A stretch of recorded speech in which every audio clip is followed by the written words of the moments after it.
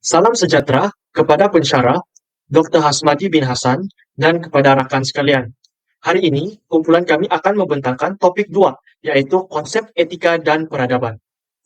Sebelum kami meneruskan pembentangan berkenaan topik yang akan dibincangkan, saya akan mengenalkan ahli kumpulan bagi kumpulan 2. Kumpulan 2 terdiri daripada diri saya sendiri, Aldris Joshua Nerong, nomor matriks ME23002, Lo Yin Yan, Sufia Alisa binti Bakri, Lydia Rina anak Langgit, dan Ain Rabiatul Adawiyah binti Rosmi. Ini adalah sinopsis kepada topik yang akan dipelajari sebentar lagi, di mana kita dapat melihat etika dan peradaban mempunyai susun masa tersendiri. Fokus utama dalam topik ini adalah untuk mempelajari tentang ID dan pergerakan amalan etika dan peradaban dunia dalam wilayah alam Melayu dan luar wilayah alam Melayu. Seterusnya adalah untuk mempelajari tentang etika dan peradaban dalam konteks sejarah pemikiran Eropa, yaitu sebelum, semasa, dan selepas Enlightenment.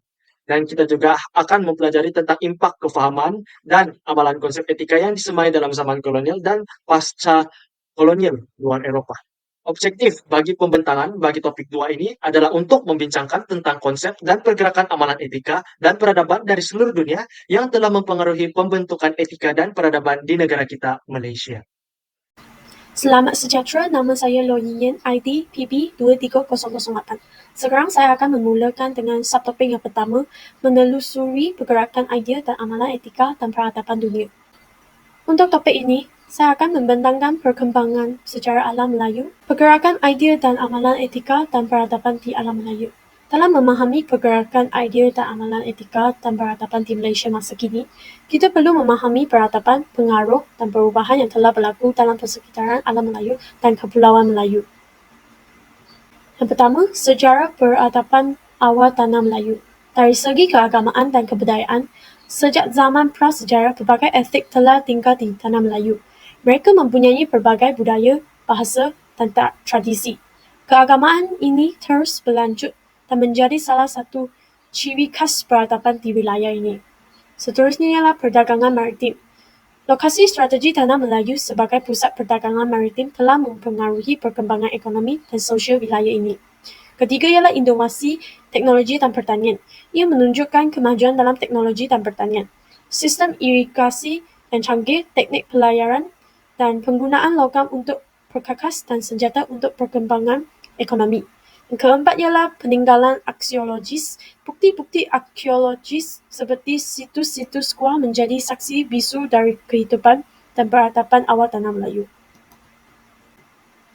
Seterusnya ialah perkembangan sejarah alam Melayu. Terdapat 4 zaman dalam zaman prasejarah. Pertama ialah zaman Paleolitik, kedua zaman Mesolitik, zaman Neolitik, dan zaman logam. Seterusnya ialah zaman proto-sejarah, zaman pensejarahan, dan zaman sejarah moden. Seterusnya, zaman Paleolitik. Ia merupakan pertempatan paling awal dan kehidupan sara diri dan berpindah randa. Dan peralatan yang digunakan adalah peralatan batu berbentuk asas. Kedua ialah zaman Mesolitik. Masyarakat berkisar pada kegiatan sara diri dan wujud evolusi dalam kehidupan. Kegiatan membentuk batu menjadi alatan keperluan dan senjata. Pada zaman ini, muncul aktiviti pertanian, peternakan, perhubungan, dan perdagangan. Seterusnya ialah zaman Neolitik. Zaman tersebut mengalami evolusi dan muncul teknologi penciptaan baru dan wujud sistem batuk, iaitu pertukaran barang antara barang. Yang keempat ialah zaman logam. Ia merupakan masyarakat bertingkah tetap di kawasan mempunyai sumber air seperti sungai dan menggunakan peralatan logam. Seterusnya ialah zaman proto-sejarah. Ia kewujudan kerajaan Melayu Kuno seperti Langkasuka, Kedatua, dan Gangga Negara. Bahasa Melayu menjadikan bahasa komunikasi pada zaman tersebut dan menggunakan sistem 4 lipatan, sistem jemaah menteri, dan sistem penuang. Dan penduduk pada zaman tersebut masih mendapatkan sumber makanan melalui sara diri. Seterusnya ialah zaman pensejarahan. Zaman tersebut muncul kerajaan Kesultanan Melayu Melaka. Ia menjadi titik tolak kepada perkembangan peradaban Melayu dan menjurang jati diri peradaban Melayu di tanah Melayu disebabkan mempunyai sistem pentadbiran yang cekap dan tersusun. dan juga menjadi tarikan saudagar dan belayar menjadi Melaka sebagai pusat kegiatan. Peradaban Melayu telah bertentas rumpun bangsa seperti Melayu, Jawa, Sunda, Aceh, Madura, Bugis, dan Minang. Seterusnya, Kepulauan Melayu. Kepulauan Melayu terdiri dari ribuan pulau yang terbesar di Samudra Hindia dan Laut Cina Selatan. Budaya dipengaruhi oleh berbagai agama seperti Islam, Hindu, Buddha, dan tradisi-tradisi asli. Seni, musik, tarian, arsitektur, dan masakan adalah aspek yang mencerminkan keagamaan budaya di wilayah tersebut. Bahasa Melayu adalah bahasa utama yang digunakan untuk wilayah tertentu. Dan agama muncul di Kepulauan Melayu adalah Islam, Hindu, Buddha, Kristian, dan lain-lain. Seterusnya ialah Kesultanan Melayu Melaka. Ia juga boleh dikatakan sebagai pusat jaringan dan pergaulan peradaban. Menjadi pusat tumpuan perdagangan di gugusan Kepulauan Melayu. Kemunculan Melaka telah menarik kedatangan perdagang dari India, China, dan Timur Tengah. Kedatangan perdagangan telah membuka ruang interaksi dan pertempuran peradaban rentas penuh. Dengan ini juga muncul untuk Undang-Undang Laut Melaka dan Hukum Melaka. Seterusnya ialah Melaka dan negara luar. Dari segi pengaruh agama Islam, Melaka merupakan satu pusat penyebaran agama Islam di Asia Tenggara. Kepimpinan Kesultanan yang berbasis Islam dan promosi agama ini menjadi modal bagi wilayah-wilayah sekitarnya. Seterusnya ialah sistem pemerintahan. Model pemerintahan didasarkan konsep raja berdaulat yang bijak dan adil, turut mempengaruhi pembentukan sistem pemerintahan di negara-negara sekitarnya. Dan dari aspek kebudayaan dan bahasa, pengaruh Kesultanan Melaka dalam bidang kebudayaan, bahasa, dan seni turut meluas di wilayah sekitarnya. Bahasa Melayu yang berkembang di Melaka menjadi bahasa dagang penting di Asia Tenggara. Kita akan beralih kepada pengaruh peradaban. Pengaruh peradaban terbahagi kepada 4, yaitu pengaruh peradaban Asia, pengaruh peradaban Barat, pengaruh peradaban Timur Tengah, dan juga pengaruh peradaban globalisasi. Pengaruh peradaban Asia terbahagi kepada 2, yaitu pengaruh peradaban India dan juga pengaruh peradaban China. Sekarang kita akan beralih kepada pengaruh peradaban India. Hubungan India dengan rantau Asia Tenggara telah bermula sejak kurun kedua Masehi. Faktor kedatangan ke Asia Tenggara merupakan kegiatan perdagangan, kegiatan penyebaran agama Buddha dan juga Hindu, serta pelayaran putra diraja India telah membantu dalam usaha mempercepatkan hubungan perdagangan dan kebudayaan antara India dengan Asia Tenggara. Hubungan peradaban India dengan tanah Melayu bermula semasa pemerintahan Rajendra Chola. Gambar di tepi ini merupakan ilustrasi Rajendra Chola. Kesan daripada hubungan ini merupakan kewujudan kepada panggilan tanah Melayu sebagai Suvarna Bhumi, yaitu tanah keemasan, dan Suvarnadvipa, pulau atau semenanjung emas, yang merujuk kepada negeri-negeri di tanah Melayu yang kaya dengan emas. Seterusnya, perkembangan pengaruh Indianization ke atas penduduk di rantau Asia Tenggara telah berlaku sebelum tahun 1500 Masehi. Negara terawal yang mendapat pengaruh ialah Funan yang bertapak di lembah Sungai Mekong. Pengaruh India kemudian tersebar luas ke Langkasuka, Kedah, Kuala Selinsin, dan Tanah Merah di Semenanjung, Kamtoli di Sumatera, Taruma di Jawa, dan Kutai di Borneo. Kerajaan yang telah menerima pengaruh India yang terkuat ialah Kerajaan Sriwijaya. Pengaruh India begitu meluas dan kuat di rantau Asia Tenggara sehingga ia dikenali sebagai The Great India. Seterusnya, kita akan beralih kepada sumbangan tamadun India di Asia Tenggara. Di sini, seperti yang dapat kita lihat, terdapat beberapa sumbangan tamadun India di Asia Tenggara yang boleh dilihat. Antaranya ialah agama. Tamadun India merupakan asal kepada penyebaran agama Hindu dan Buddha di Asia Tenggara. Selain itu, sumbangan juga dapat dilihat melalui ekonomi. Sistem mata wang yang telah diperkenalkan semasa dinasti Gupta merupakan contoh sumbangan tamadun India di Asia Tenggara. Seterusnya kita beralih kepada seni bina. Seperti yang dapat kita lihat, terdapat banyak seni bina di Asia Tenggara yang berteraskan kepada agama Hindu dan juga Buddha. Contoh seni bina yang diperkatakan ini adalah Angkor Wat. Seterusnya kita beralih kepada kesihatan. Masyarakat tamadun India telah memperkenalkan satu senaman yang dikenali sebagai yoga yang diamalkan demi kesihatan dan fleksibiliti badan. Akhir sekali, sains dan teknologi, di mana tamadun India memperkenalkan sistem nombor yaitu angka Brahim dan juga angka Kharosti yang mencecah angka perpuluhan. Selain itu, mereka juga telah memberi pengetahuan dalam bidang astronomi yang dipetik daripada Rig Veda. Tidak lupa juga penghasilan batu bata yang dihasilkan melalui pembakaran di suhu yang tinggi. Pengaruh peradaban India juga dapat dilihat ke atas kebudayaan masyarakat Melayu. Antara pengaruh tersebut adalah institusi pemerintahan. Selain itu, undang-undang. Seterusnya, bahasa dan kesusastraan. Tidak lupa juga kepercayaan serta adat istiadat dan kesenian. Sekarang, marilah kita coba untuk mengimbas semula apa yang telah kita pelajari. Berikut merupakan soalan. Kerajaan apakah yang telah menerima pengaruh India yang paling kuat? A. Sriwijaya, B. Champa, C. Funan. Jawaban yang betul adalah E. Kerajaan Sriwijaya. Sekarang, kita akan beralih kepada pengaruh peradaban China. Peradaban China merupakan salah satu tamadun terawal dunia. Peradaban yang terawal merupakan peradaban yang bertapak di Sungai Huanghe, yang juga dikenali sebagai Sungai Kuning di utara China, yaitu pada 4000 hingga 2000 sebelum Masehi. Hubungan China dengan alam Melayu telah wujud sebelum permulaan tahun Masehi sejak zaman dinasti Han, yaitu pada 140 sehingga 117 sebelum Masehi. Semasa pemerintahan Sun Quan, yaitu pada 222 sehingga 252 Masehi, dua orang utusannya telah melawat Funan dan negeri-negeri Melayu yang lain di Semenanjung Tanah Melayu dan juga Kepulauan Melayu untuk mewujudkan hubungan diplomatik di antara dua kuasa ini. Pada zaman kegemilangan kerajaan Sriwijaya, telah berlaku kedatangan para saudagar China dan penuntut agama Buddha secara besar-besaran. Ini merupakan ilustrasi pemerintah Sun Quan. Seterusnya kita akan beralih kepada dinasti yang seterusnya, yang dikenali sebagai dinasti Tang, yang telah membuka 7 jalur jalan dagang dengan dunia luar, yang membuka perjalanan laut dari Guangzhou dengan India, Parsi, dan Arab melalui alam Melayu. Hubungan China dengan alam Melayu semakin kuat, dan hubungan ini tertumpu dalam bidang perniagaan. Kemunculan Kerajaan Melaka meneruskan tradisi hubungan baik dengan Kerajaan China, yang juga telah membuka ruang kepada jaringan yang lebih luas dalam penyerapan peradaban, khususnya pada dinasti Ming dalam abad ke-15. Hubungan Melaka dan juga China ini menjadi lebih erat melalui perkawinan Sultan Mansur Shah dan Putri Hang Lipo. Seterusnya kita akan membincangkan tentang sumbangan tamadun Cina. Antara sumbangan tamadun Cina ialah pentadbiran, di mana masyarakat tamadun ini telah berkembang dan mula membentuk organisasi sosial kerajaan yang bersistematik.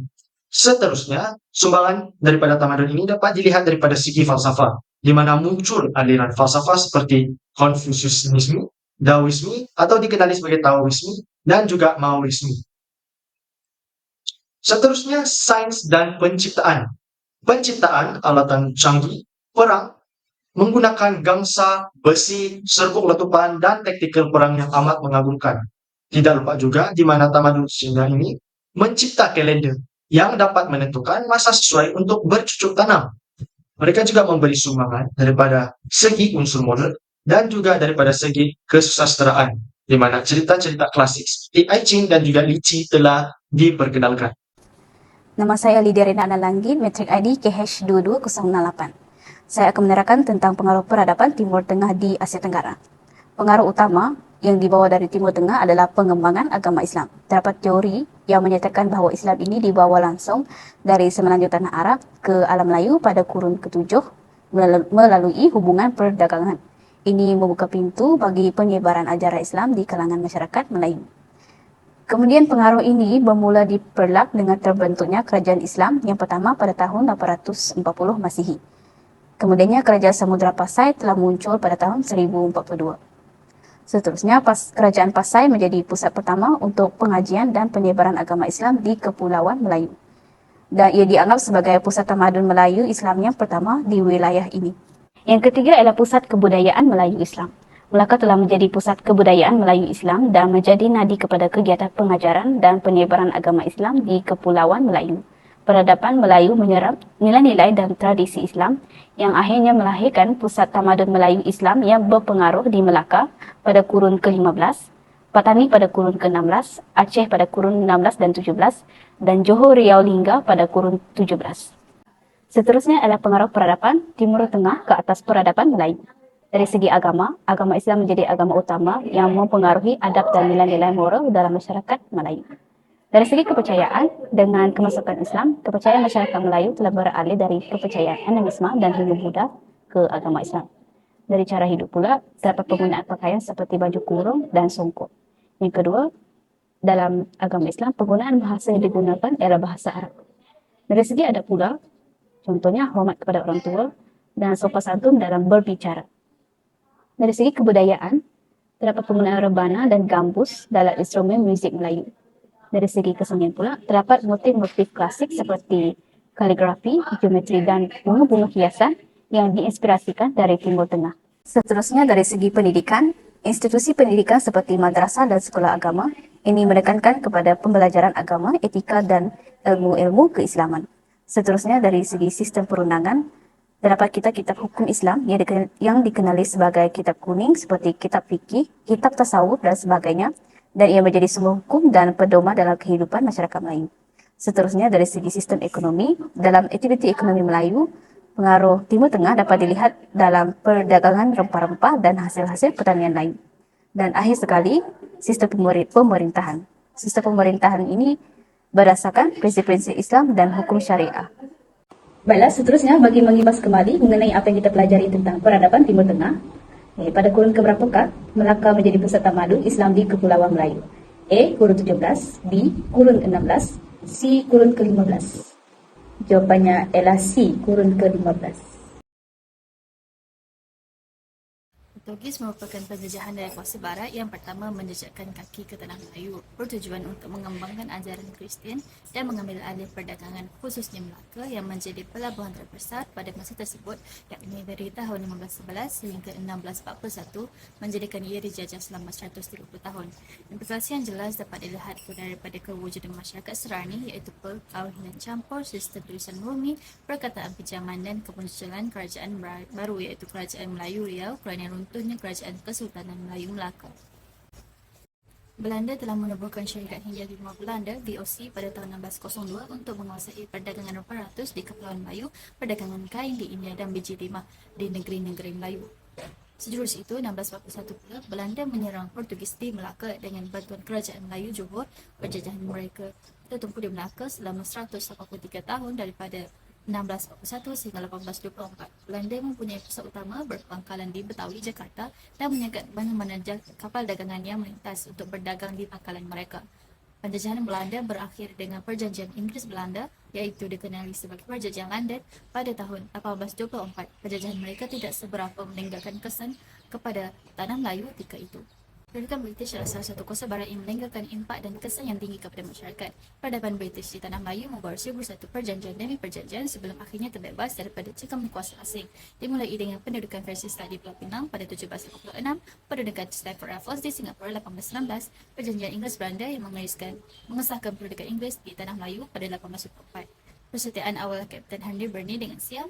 Perjanjian Burney ditandatangani antara Inggeris dan Siam 1826, Singapura, Pulau Pinang dan Melaka disatukan di bawah negeri-negeri Selat 1841, James Brooke Sarawak 1874, Perjanjian Pangkor dan campur tangan Inggeris di Perak 1874, campur tangan Inggeris di Selangor, dan Brunei menyerahkan Sabah kepada British, campur tangan Inggeris di Pahang, Selangor, Perak dan New Zealand dan Pahang disatu-satukan membentuk negeri-negeri Melayu bersekutu. Perjanjian Bangkok ditandatangani di mana Siam menyerahkan Kedah, Kelantan, Terengganu dan Perlis kepada Inggeris, membentuk negeri-negeri Melayu tidak bersekutu.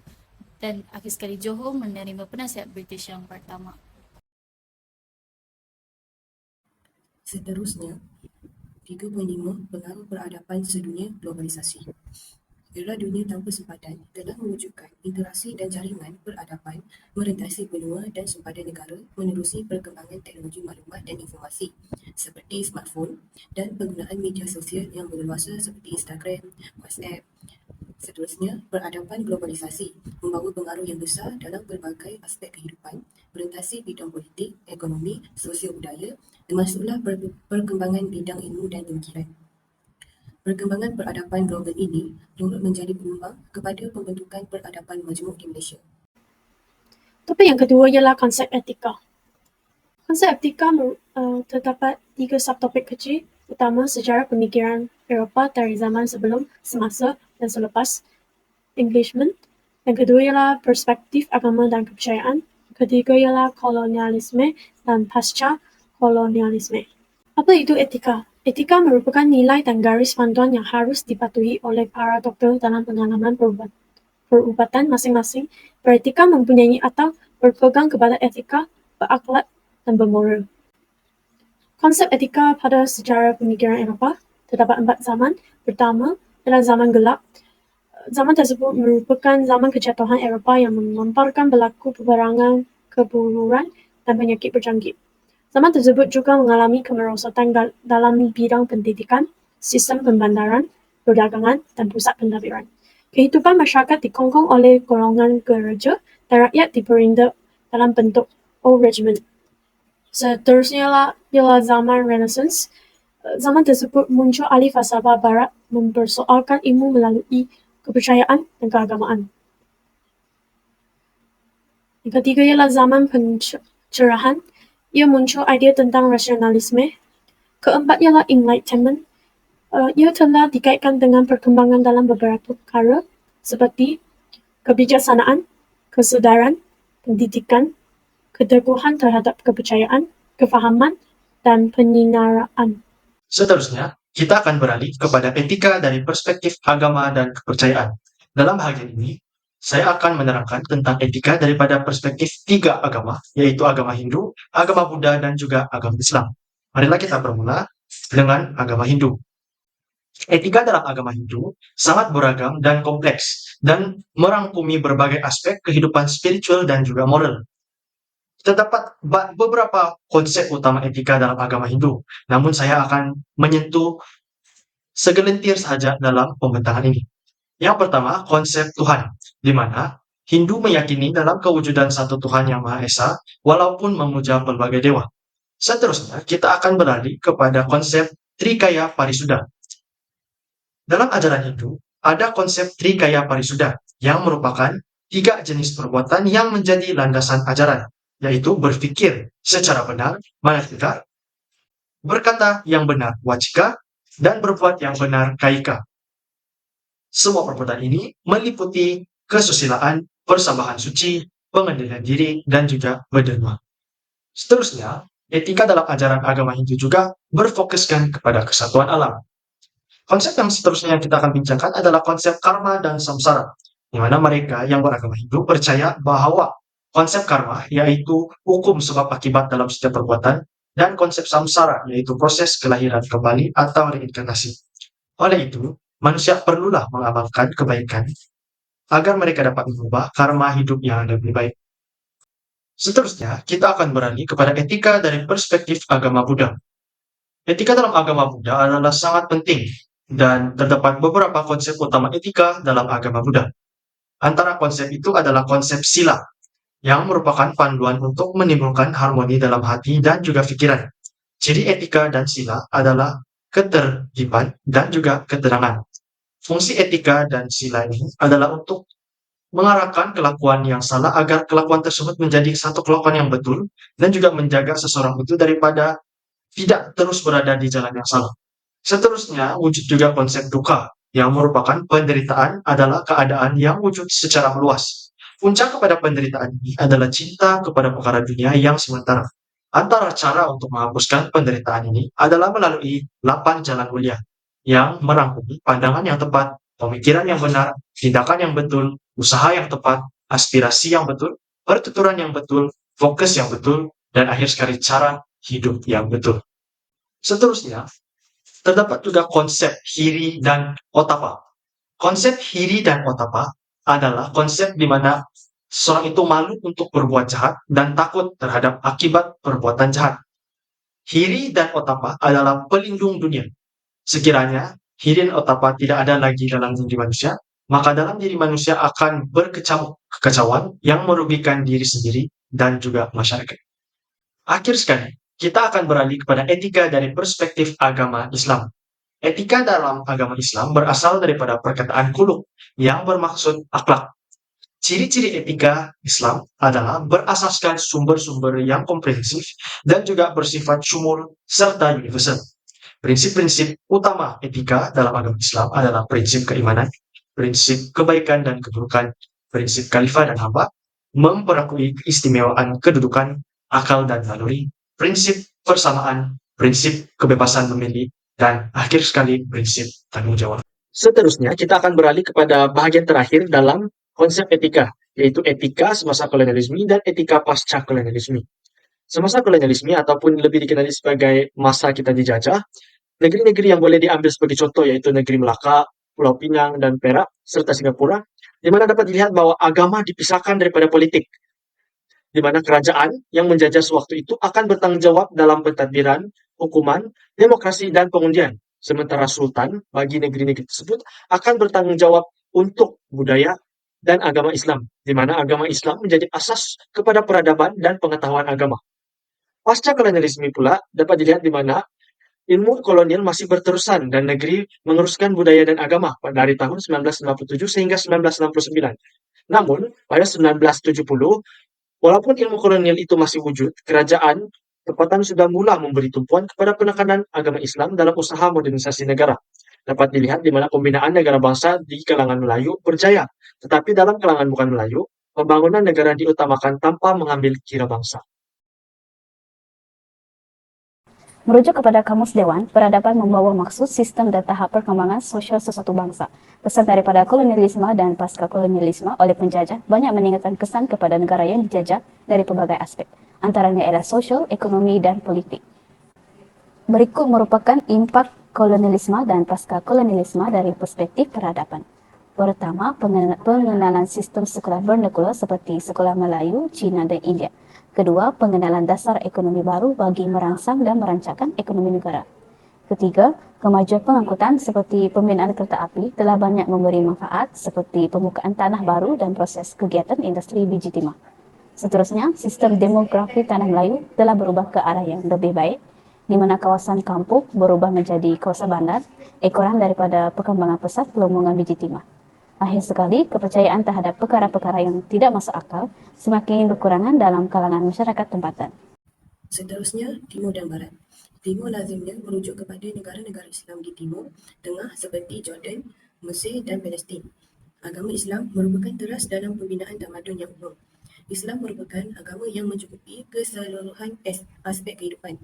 Ajaran Islam bukan sahaja memberi penekanan kepada pelaksanaan ibadah solat, puasa, zakat dan haji sahaja. Bahkan, ianya mencukupi keseluruhan elemen kehidupan seperti ekonomi, politik dan perundangan. Peradaban Barat merupakan peradaban yang mendominasikan masyarakat sedunia pada hari ini yang mana ia bersandarkan kepada kemajuan teknologi. Konsep yang telah mencetuskan kemajuan dalam sains dan teknologi ialah bersumberkan modernisme, sekulerisme, liberalisme, humanisme dan rasionalisme. Elemen ini sangat berkesan dalam merubah mereka daripada kemunduran dan kegelapan kepada kemajuan dan kemakmuran. Seterusnya, agama Islam melihat perbezaan dan kepelbagaian bangsa, warna kulit bukanlah sesuatu yang perlu dibezakan. Ini kerana tiada yang membezakan antara satu sama lain di sisi Allah. Yang membezakan antara satu dengan yang lain ialah keimanan dan ketakwaan. Islam mencegah terhadap penindasan dan kezaliman antara satu sama lain. Islam juga merupakan agama yang mempraktikkan toleransi antara satu sama lain. Seterusnya, asas dalam membina peradaban. Asas dalam membina peradaban mempunyai dua aspek, iaitu aspek rohani dan aspek fizikal. Aspek rohani ialah mencakupi agama, dasar pemikiran, nilai budaya, warisan, adat, undang-undang, sejarah, bahasa dan adab. Kesemua aspek ini akan mempengaruhi dan menentukan idea masyarakat dan kemampuan sesuatu tamadun. Aspek fizikal pula merangkumi pembangunan infrastruktur, produk, pekerjaan, kemahiran dan penghidupan. Elemen ini bersifat universal dan dimiliki oleh mana-mana peradaban dengan usaha dan daya saing. Peradaban kontemporari membina peradaban kacukan global. Maksudnya di sini ialah berdasarkan peradaban Timur dan Barat telah mewujudkan beberapa negara global seperti di Timur iaitu Jepun, Korea, China, Bangladesh, Pakistan, India, Nepal dan Uzbekistan. Asia pula Indonesia, Vietnam, Myanmar, Thailand, Kemboja dan Filipina. Arab iaitu Mesir, Saudi, Palestin, Syria, Iraq dan Yamani. Barat pula Inggeris, Amerika dan Bosnia. Afrika, Nigeria dan Sudan. Australia dan New Zealand.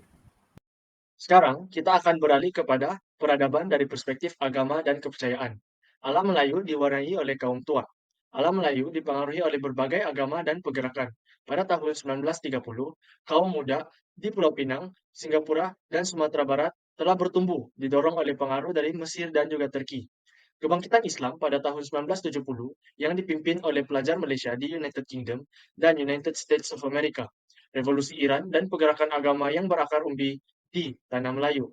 Di China pula, Buddha Taiwan berpengaruh, sementara di India, Hindu dan budaya Tamil Nadu amat besar pengaruhnya. Di Amerika Serikat dan negara-negara Eropa yang besar, agama Kristen amat kuat pengaruhnya. Sekarang, marilah kita beralih kepada bagaimana kesan peradaban menurut agama dan kepercayaan telah mempengaruhi peradaban di Malaysia. Di Malaysia, peradaban negara yang merangkumi aspek kehidupan sosial dan budaya turut dipengaruhi. Bagi agama Hindu, masyarakat di India di Malaysia, di mana sebahagian besarnya beragama Hindu, membawa agama dan budaya mereka selama era penjajahan British. Mereka tidak hanya mempertahankan budaya dan tradisi mereka, malahan mereka juga belajar untuk mengadaptasikan nilai-nilai dan budaya tempatan. Agama Hindu telah memberikan pengaruh besar terhadap peradaban di Malaysia. Sejarah mencatatkan bahwa masyarakat Melayu sebahagian besar merupakan Hindu sebelum kedatangan Islam ke Kepulauan Melayu. Dalam konteks sosial pula, Malaysia memiliki kehidupan budaya yang kaya dan mempunyai banyak pengaruh melalui perayaan tradisional dari populasi yang pelbagai. Masyarakat India memainkan peranan penting dalam membentuk kehidupan sosial di Malaysia. Contohnya, perayaan Deepavali, festival cahaya yang berlangsung selama beberapa hari, dirayakan oleh banyak orang Malaysia berketurunan India. Seterusnya, kita akan beralih kepada agama Buddha, yang telah diilhamkan oleh Siddhartha Gautama atau lebih dikenali sebagai Buddha, merupakan salah satu agama pertama yang tiba di tanah Melayu. Bukti keberadaannya dapat dilihat melalui candi-candi Buddha, contohnya seperti di Lembah Bujang Kedah. Di Malaysia, sebahagian besar penganut Buddha terdiri daripada masyarakat Cina, yang mewarisi amalan agama ini dari generasi ke generasi. Agama Buddha telah memberikan pengaruh yang besar kepada peradaban dan kehidupan sosial di Malaysia. Sekitar 20% penduduk Malaysia adalah penganut agama Buddha. Agama tidak hanya mempengaruhi kepercayaan dan nilai-nilai individu, tetapi turut membentuk identiti penting dari segi budaya dan tradisi di Malaysia. Perayaan seperti Hari Wesak yang memperingati kehidupan Buddha adalah perayaan yang penting dalam kalender Festival Malaysia dan dirayakan oleh banyak orang Malaysia berketurunan Cina.